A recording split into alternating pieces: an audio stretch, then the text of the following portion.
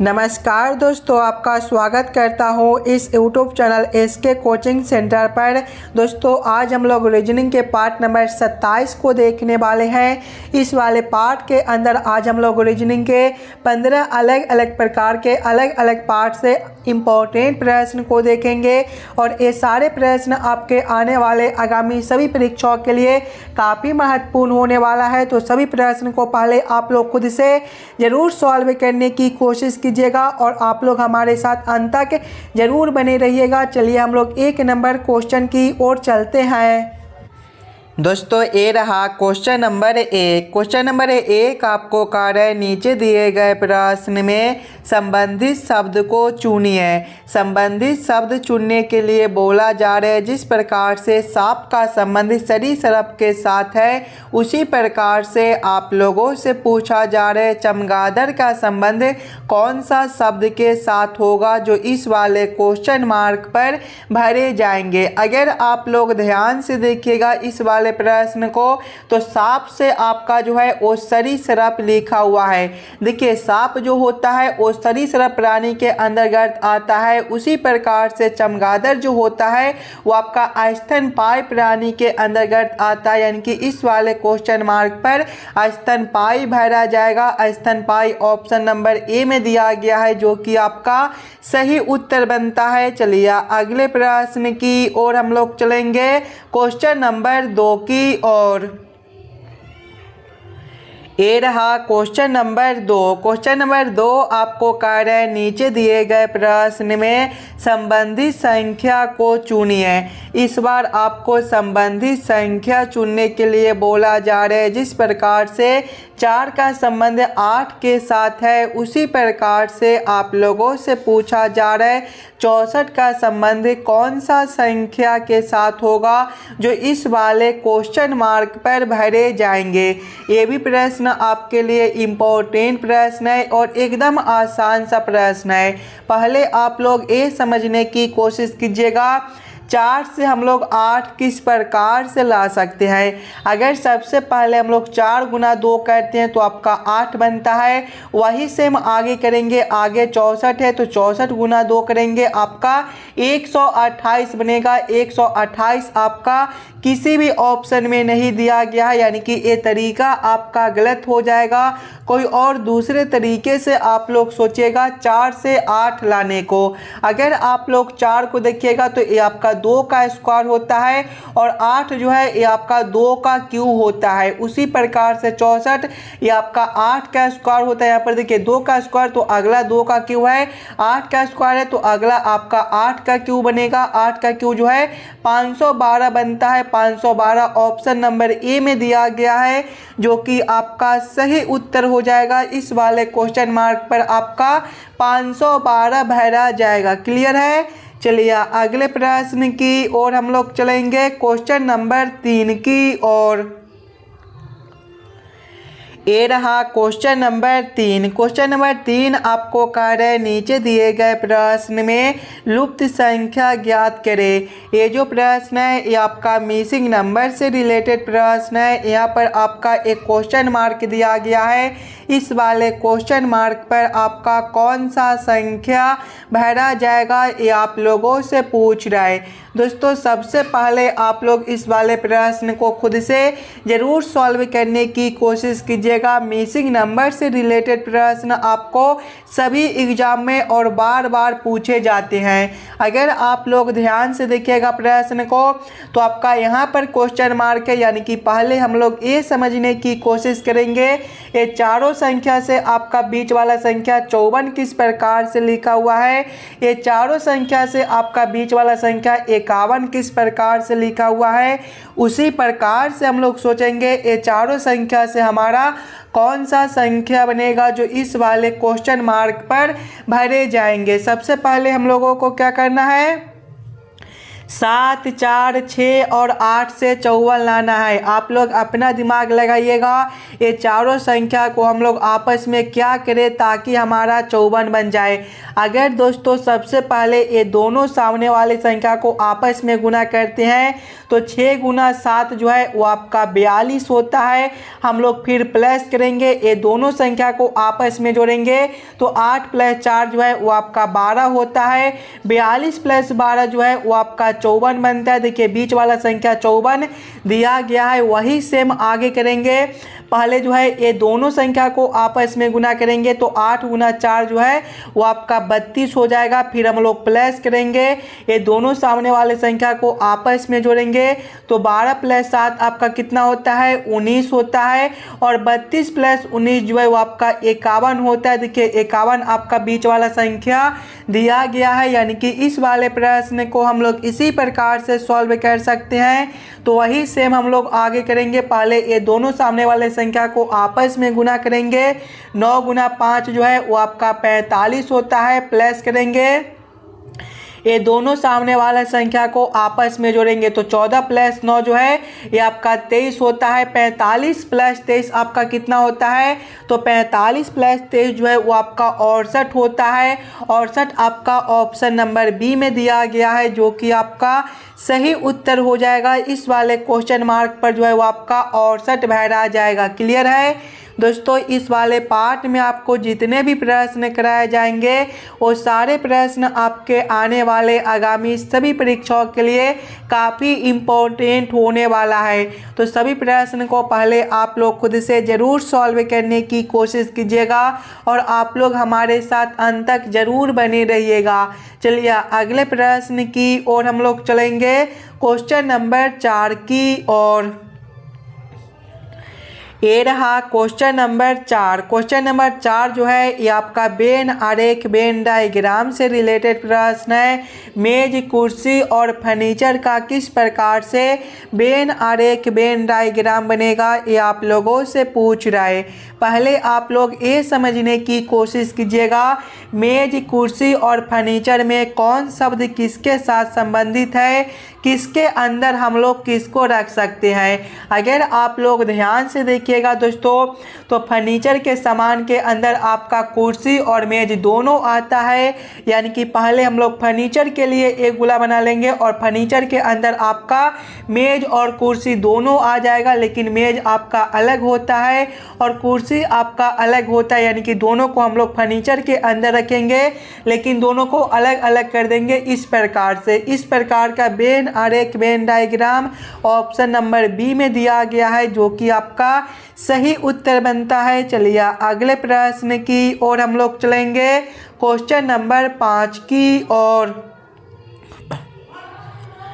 ये रहा question number 5। Question number 5 जो है ये आपका कथन और निष्कर्ष से रिलेटेड प्रश्न है और ये भी प्रश्न आपके आने वाले आगामी सभी परीक्षाओं के लिए इम्पोर्टेंट प्रश्न है। और जब भी आपको इस प्रकार के प्रश्न देखने को मिले तो पहले आप लोग ये सभी कथन को ध्यान से पढ़िएगा और ये सभी कथन को आप लोग वेन आरेख वेन डायग्राम पर सेट कर लीजिएगा ताकि प्रश्न को सॉल्व करने और समझने में आपको आसानी हो। देखिए कथन एक आपको कह रहा है सभी कप प्लेट है। सभी कप क्या है, प्लेट है। इसका वेन आरेख वेन डायग्राम किस प्रकार से बनेगा, सभी कप जो है वो प्लेट है, यानी कि प्लेट के अंदर जो है वो आपके कप हो जाएंगे। ये जो आरेख है ये आपका प्लेट के लिए हो जाएगा, तो आप लोग यहाँ पर प्लेट भी लिख लीजिएगा ताकि प्रश्न को सॉल्व करने और समझने में आपको कोई दिक्कत ना हो। और प्लेट के अंदर आपका कप हो जाएगा, यानी कि ये जो आरेख है ये आपका कप के लिए हो जाएगा, तो आप लोग यहाँ पर कप भी लिख लीजिएगा। आगे कथन को पढ़िएगा। कथन 2 आपको कह रहा है कोई प्लेट दुकान नहीं है। कोई प्लेट क्या है, दुकान नहीं, यानी कि दुकान ये दोनों से अलग है, यानी कि ये जो आरेख है ये आपका दुकान के लिए हो जाएगा, तो आप लोग यहाँ पर दुकान भी लिख लीजिएगा। अब आप लोग इस वाले वेन आरेख वेन डायग्राम के आधार पर निष्कर्ष को सही या फिर गलत कीजिएगा। देखिए निष्कर्ष एक आपको कह रहा है कोई कप दुकान नहीं है। देखिए कप के लिए आरेख यहाँ पर दिया गया है, दुकान के लिए आरेख यहाँ पर है, ये दोनों आरेख अलग अलग है, यानी कि कोई कप दुकान नहीं है। ये निष्कर्ष आपका सही बनता है। निष्कर्ष 2 को देखिएगा, कोई दुकान प्लेट नहीं है। देखिए प्लेट के लिए आरेख यहाँ पर है, दुकान के लिए आरेख यहाँ पर है, ये दोनों आपका आरेख अलग अलग दिया गया है, यानी कि कोई दुकान प्लेट नहीं है। ये भी निष्कर्ष आपका सही बनता है। दोनों निष्कर्ष आपके सही हो जाएंगे। कौन सा ऑप्शन में दोनों निष्कर्ष को सही किया गया है, तो ऑप्शन नंबर सी में देखिएगा दोनों ही निष्कर्ष सही है, यानी कि क्वेश्चन नंबर 5 का आपका ऑप्शन नंबर सी जो है सही उत्तर बनता है। चलिए अगले प्रश्न की ओर हम लोग चलेंगे, क्वेश्चन नंबर 6 की ओर। ये रहा क्वेश्चन नंबर 6। क्वेश्चन नंबर 6 आपको कह रहे हैं एक विशिष्ट कोड भाषा में लाइट को KHFGS लिखा जाता है। इस कोड भाषा में साउंड को किस प्रकार लिखा जाएगा, ये आप लोगों से पूछ रहा है। ये जो प्रश्न है ये आपका कोडिंग डिकोडिंग से रिलेटेड प्रश्न है और एकदम आसान सा प्रश्न है। तो पहले आप लोग वीडियो को रोककर खुद से ज़रूर सॉल्व करने की कोशिश कीजिएगा। पहले आप लोग ये समझने की कोशिश कीजिएगा लाइट से आपका एक कोड किस प्रकार से लिखा हुआ है, उसी प्रकार से आप लोग सोचेगा साउंड से आपका क्या कोड बनेगा। अगर आप लोग लाइट को ध्यान से देखिएगा तो लाइट जो है वो आपका LIGHT से मिलकर बनता है और इसका कोड देखिएगा तो इसका कोड जो है वो देखिए आपका KHFGS दिया गया है। अगर आप लोग ध्यान से देखिएगा सिंगल अक्षर को तो L से आपका K है, यहाँ पर आपका -1 है, I से आपका H है -1 है, G से आपका F है -1 है, H से आपका G है -1 है, T से आपका S है -1 है, यानी कि लाइट के सभी अक्षर में -1 कर दिया गया है।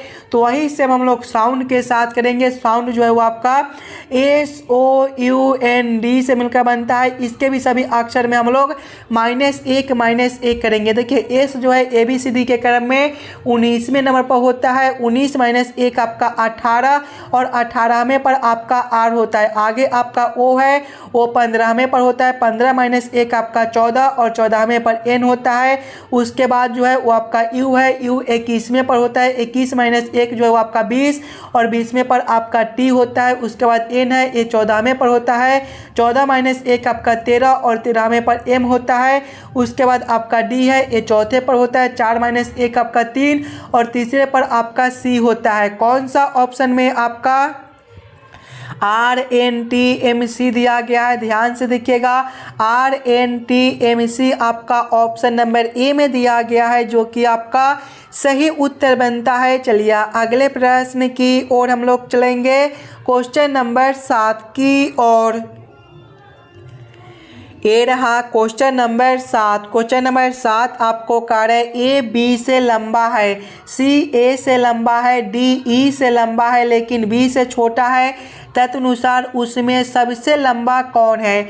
सबसे पहले आप लोग इस वाले प्रश्न को ध्यान से पढ़िएगा और समझने की कोशिश कीजिएगा। देखिए प्रश्न पहले आपको कह रहा है A B से लंबा है, A जो है वो B से लंबा है, यानी कि A और B में बड़ा कौन है, तो A और B में जो है वो बड़ा आपका A बनता है। B से लंबा यानी कि B जो है A से छोटा है, तो B से नीचे हम लोग B से ऊपर हम लोग A को रखेंगे। आगे प्रश्न को पढ़िएगा, C A से लंबा है, C जो है वो A से भी लंबा है, यानी कि A से ऊपर किसको रखेंगे, तो C को रखेंगे। आगे प्रश्न को पढ़िएगा, D E से लंबा है, D जो है वो E से लंबा है लेकिन B से छोटा है, D जो है वो E से लंबा है लेकिन B से छोटा है। B से छोटा कौन है, तो D है, यानी कि D आपका यहाँ पर हो जाएगा। और किससे लंबा है, तो E से लंबा है, यानी कि E जो है वो इससे भी छोटा है। आगे प्रश्न को पढ़िएगा, आगे प्रश्न आप लोगों से पूछ रहे थे तदनुसार उसमें सबसे लंबा कौन है, तो सबसे लंबा आपका C बनता है। C ऑप्शन नंबर ए में दिया गया है, जो कि आपका सही उत्तर हो जाएगा। अगर आप लोगों से ये पूछ देता कि उसमें सबसे छोटा कौन है, तो सबसे छोटा आपका E बन जाता। क्वेश्चन नंबर 7 का जो है वो आपका ऑप्शन नंबर ए सही उत्तर बनता है। चलिए अगले प्रश्न की ओर हम लोग चलेंगे, क्वेश्चन नंबर 8 की ओर। ये रहा क्वेश्चन नंबर 8। क्वेश्चन नंबर 8 आपको कह रहे दी गई आकृति में कौन सा अंक रंग करने वाले ब्रश जो बाल नहीं है को दर्शाता है। सबसे पहले आप लोग इस वाले आकृति को ध्यान से देखिएगा और समझने की कोशिश कीजिएगा। अगर आप लोग आकृति को ध्यान से देखिएगा तो देखिए ब्रश के लिए जो आरेख बनता है वो आपका यहाँ से लेकर यहाँ तक दिया गया है। आगे देखिएगा अगर आप लोग तो रंग के लिए जो आरेख है वो आपका यहाँ से लेकर यहाँ तक दिया गया है और बाल के लिए जो आरेख है वो आपका यहाँ से लेकर यहाँ तक दिया गया है। अब आप लोग प्रश्न को ध्यान से पढ़िएगा और समझने की कोशिश कीजिएगा। प्रश्न आप लोगों से क्या पूछ रहा है। देखिए प्रश्न आप लोगों से पूछ रहा है दी गई आकृति में कौन सा अंक रंग करने वाले ब्रश जो बाल नहीं है को दर्शाता है। यानी कि रंग करने वाला ब्रश होना चाहिए लेकिन बाल नहीं होना चाहिए। यानी कि केवल जो है वो हम लोग रंग और ब्रश में संबंधित संख्या को देखेंगे। कौन सा संख्या आपका केवल ऐसा है जो ब्रश और रंग में दिया गया है लेकिन बाल में नहीं है। अगर आप लोग ध्यान से देखिएगा तो 2 आपका एक ऐसा संख्या है जो ब्रश में भी है और रंग में भी है लेकिन बाल में नहीं है। यानी कि 2 जो है वो आपका सही उत्तर बनता है। 2 ऑप्शन नंबर डी में दिया गया है जो कि आपका सही उत्तर हो जाएगा। चलिए अगले प्रश्न की ओर हम लोग चलेंगे, क्वेश्चन नंबर 9 की ओर। ये रहा क्वेश्चन नंबर 9। क्वेश्चन नंबर 9 आपको कह रहा है नीचे दिए गए श्रृंखला को पूरा करें। यहाँ पर एक श्रृंखला सीरीज दिया गया है और यहाँ पर एक क्वेश्चन मार्क है। इस वाले क्वेश्चन मार्क पर आपका कौन सा संख्या भरा जाएगा ये आप लोगों से पूछ रहा है। दोस्तों सबसे पहले आप लोग श्रृंखला सीरीज को ध्यान से देखिएगा और समझने की कोशिश कीजिएगा आपका किस प्रकार का श्रृंखला सीरीज दिया हुआ है, इसे हम लोग कैसे जल्द से जल्द सॉल्व कर सकते हैं। श्रृंखला को देखिएगा तो पहले आपका 68 दिया गया है, 68 के आगे जो है वो आपका 81 दिया गया है, 81 के आगे आपका 96 दिया गया है, 96 के आगे आपका क्वेश्चन मार्क है और क्वेश्चन मार्क के आगे आपका 132 दिया गया है। अगर आप लोग ध्यान से देखिएगा तो 68 से आपका 81 है, यहाँ पर जो है वो आपका +13 का अंतर बनता है। 81 से 96 है, +15 का अंतर बनता है और आगे क्वेश्चन मार्क है। ध्यान से देखिएगा तो +13 है, +15 है, 13 + 2 करने पर जो है वो आपका 15 होता है। उसी प्रकार से 15 + 2 करेंगे तो अगला अंतर जो है वो आपका +17 का बन जाएगा। जब हम लोग 96 + 17 करेंगे तो आपका 113 हो जाएगा। यानी कि इस वाले क्वेश्चन मार्क पर 113 भरा जाएगा और 113 के आगे देखिएगा तो 132 है, यहाँ पर आपका +19 का अंतर बनता है। देखिएगा 17 + 2 करने पर आपका जो है वो 19 भी बनता है। यानी कि इस वाले क्वेश्चन मार्क पर 113 भरा जाएगा। 113 ऑप्शन नंबर सी में दिया गया है जो कि आपका सही उत्तर बनता है। चलिए अगले प्रश्न की ओर हम लोग चलेंगे, क्वेश्चन नंबर 10 की ओर। ये रहा क्वेश्चन नंबर 10। क्वेश्चन नंबर 10 आपको कह रहा है नीचे दिए गए अक्षर श्रृंखला को पूरा करें। दोस्तों ये जो प्रश्न है ये आपका अक्षर श्रृंखला से रिलेटेड प्रश्न है। एक अक्षर श्रृंखला दिया गया है और यहाँ पर 2 क्वेश्चन मार्क है। ये दोनों क्वेश्चन मार्क पर आपका कौन सा अक्षर भरा जाएगा ये आप लोगों से पूछ रहा है। सबसे पहले आप लोग इस वाले अक्षर श्रृंखला को ध्यान से देखिएगा और समझने की कोशिश कीजिएगा। अक्षर श्रृंखला को देखिएगा तो पहले आपका टी है। टी जो है दोस्तों ABCD के क्रमानुसार देखेंगे तो 20वें नंबर पर होता है। उसके बाद आपका आर है, ये आपका 18वें नंबर पर होता है। उसके बाद पी है, ये आपका 16वें नंबर पर होता है। उसके बाद एन है, ये आपका 14वें नंबर पर होता है। उसके बाद एल है, ये आपका 12वें नंबर पर होता है। और इसके बाद जो है वो आपका 2 क्वेश्चन मार्क दिया गया है। अगर आप लोग ध्यान से देखिएगा तो 20 से आपका 18 है, -2 है, 18 से 16 है, -2 है, 16 से 14 है, -2 है, 14 से 12 है, -2 है। उसी प्रकार से 12 - 2 करेंगे तो आपका 10 हो जाएगा और 10 - 2 करेंगे तो आपका 8 हो जाएगा। देखिए 10वें नंबर पर आपका कौन सा अक्षर होता है तो आपका जे होता है और 8वें पर आपका एच होता है।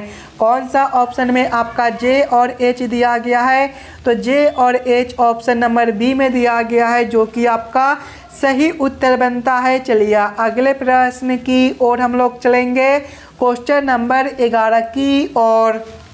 ये रहा क्वेश्चन नंबर 11। क्वेश्चन नंबर 11 आपको कह रहे हैं निम्नलिखित विकल्पों में से कौन सी उत्तर आकृति प्रश्न में दी गई आकृति को मोड़कर बनाई जा सकती है।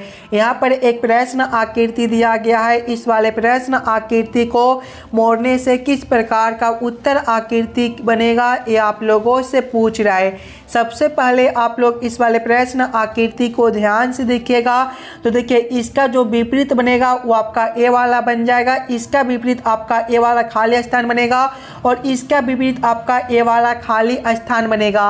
और दोस्तों आप लोग ये बात याद रखिएगा कि पासे में जो होते हैं वो विपरीत अक्षर एक दूसरे के अगल बगल में नहीं दिखाई देते हैं, यानी कि जोड़ के जो है वो बगल में आपका ए दिखाई नहीं देना चाहिए, इसके जो है वो बगल में एक खाली स्थान नहीं दिखाई देना चाहिए और इसके बगल में जो है ए वाला खाली स्थान नहीं दिखाई देना चाहिए। अगर आप लोग उत्तर आकृति ए को देखिएगा तो देखिए पहले आपका इस प्रकार का आकृति है, इसका विपरीत कौन बनता है तो इसका विपरीत जो है वो आपका जोड़ बनता है, बगल में आपका जोड़ नहीं दिखाई दे रहा है। उसके बाद देखिएगा तो इसका जो विपरीत अक्षर है वो आपका खाली स्थान बनता है। यहाँ पर देखिए इसके जो है वो बगल में आपके खाली स्थान नहीं दिखाई दे रहे हैं और इसका विपरीत आपका ए वाला खाली स्थान बनता है।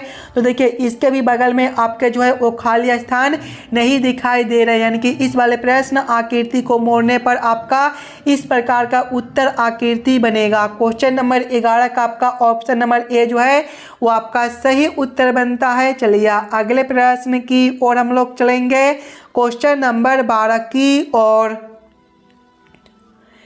ये रहा क्वेश्चन नंबर 12। क्वेश्चन नंबर 12 आपको कह रहे यदि P का अर्थ जोड़ है, कॉमा Q का अर्थ गुना, कॉमा R का अर्थ भाग और S का अर्थ घटाव हो तो 44Q 9 R 12 S 6Q 4P 16 बराबर क्वेश्चन मार्क। इस वाले क्वेश्चन मार्क पर आपका कौन सा संख्या भरा जाएगा ये आप लोगों से पूछ रहा है। दोस्तों जब भी आपको इस प्रकार के प्रश्न देखने को मिले तो पहले आप लोग प्रश्न को ध्यान से पढ़िएगा और समझने की कोशिश कीजिएगा। देखिए प्रश्न पहले आपको कह रहा है कि P का अर्थ जोड़ है, यानी कि इस वाले समीकरण में जहाँ पर P दिया गया है वहाँ पर हम लोग जोड़ को रखेंगे, Q का अर्थ गुना है, Q के जगह पे गुना को रखेंगे, R का अर्थ भाग है, R के जगह पे भाग को रखेंगे और S का अर्थ घटाव है, S के जगह पे घटाव को रखकर इस वाले समीकरण को हम लोग हल कर लेंगे। सबसे पहले देखिएगा तो 44Q 9 है।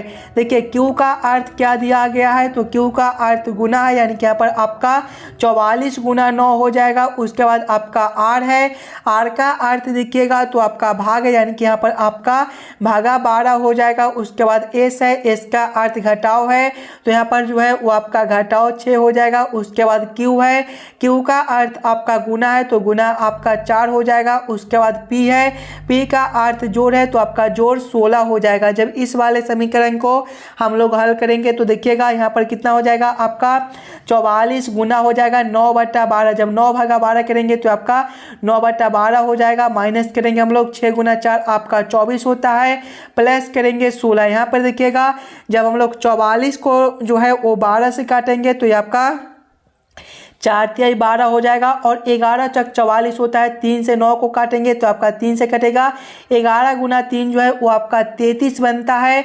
माइनस करेंगे हम लोग 24 और प्लस करेंगे 16। इसको हल कीजिएगा, यहाँ पर देखिएगा तो कितना हो जाएगा 33 हम लोग माइनस करेंगे माइनस 24 प्लस 16 आपका कितना बनता है तो 8 बनता है। 33 माइनस 8 आपका कितना बनेगा तो आपका 25 बनेगा। 25 आपका ऑप्शन नंबर ए में दिया गया है जो कि आपका सही उत्तर हो जाएगा। इस वाले क्वेश्चन मार्क पर आपका 25 भरा जाएगा। क्लियर है।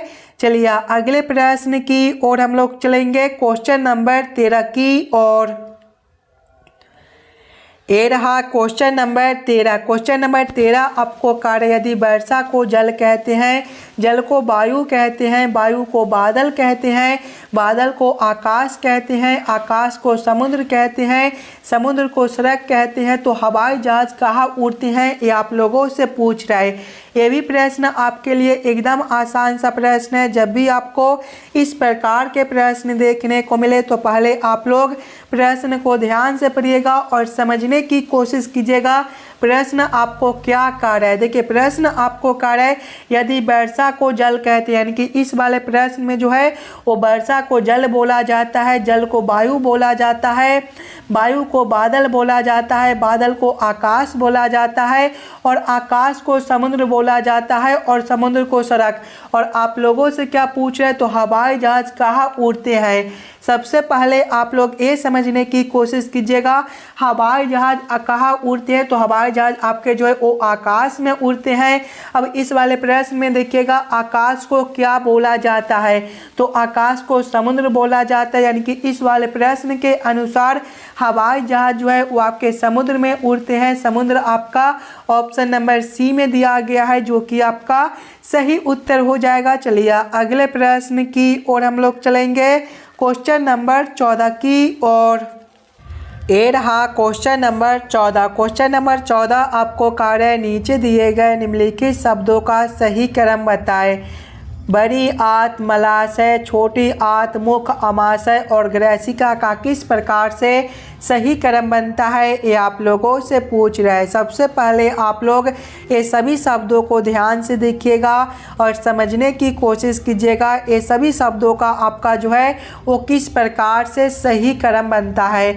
अगर आप लोग ध्यान से देखिएगा तो सबसे पहला शब्द जो है वो आपका मुख हो जाएगा, यानी कि 4 नंबर मुख के बाद जो है वो आपका ग्रैसिका हो जाएगा, यानी कि 6 नंबर ग्रैसिका के बाद जो है वो आपका अमाशय हो जाएगा, यानी कि 5 नंबर अमाशय के बाद आपका जो है वो छोटी आंत हो जाएगा, यानी कि 3 नंबर छोटी आंत के बाद आपका बड़ी आंत हो जाएगा, यानी कि 1 नंबर और बड़ी आंत के बाद आपका मलाशय हो जाएगा, यानी कि 2 नंबर। कौन सा ऑप्शन में आपका 4, 6, 5, 3, 1, 2 दिया गया है, तो ऑप्शन नंबर डी में देखिएगा तो 4, 6, 5, 3, 1, 2 दिया गया है, यानी कि ये सभी शब्दों का जो सही क्रम है वो आपका ऑप्शन नंबर डी में दिया गया है। तो क्वेश्चन नंबर 14 का आपका ऑप्शन नंबर डी जो है सही उत्तर बनेगा। चलिए अगले प्रश्न की ओर हम लोग चलेंगे, क्वेश्चन नंबर 15 की ओर। दोस्तों ये रहा क्वेश्चन नंबर 15 और ये जो प्रश्न है ये आपके होमवर्क के तौर पे छोड़े जाते हैं। इस प्रकार के प्रश्न आपको सभी पार्ट में कराए जाते थे, तो इस वाले प्रश्न को आप लोग खुद से ज़रूर सॉल्व कीजिएगा। इस वाले प्रश्न आकृति का किस प्रकार से आपका सही दर्पण छवि बनता है, ये चारों ऑप्शन में से कौन सा ऑप्शन इसका सही उत्तर हो जाएगा। और आप लोग एक बार ये भी कमेंट कर दीजिएगा कि 15 प्रश्न में से आप लोग कितने प्रश्न को खुद से सॉल्व किए हो। अगर आपको किसी भी प्रश्न में कहीं पर भी कोई दिक्कत हो तो हमें वो भी कमेंट कर दीजिएगा। चलिए हम लोग मिलते हैं आपसे अगले वीडियो में। धन्यवाद।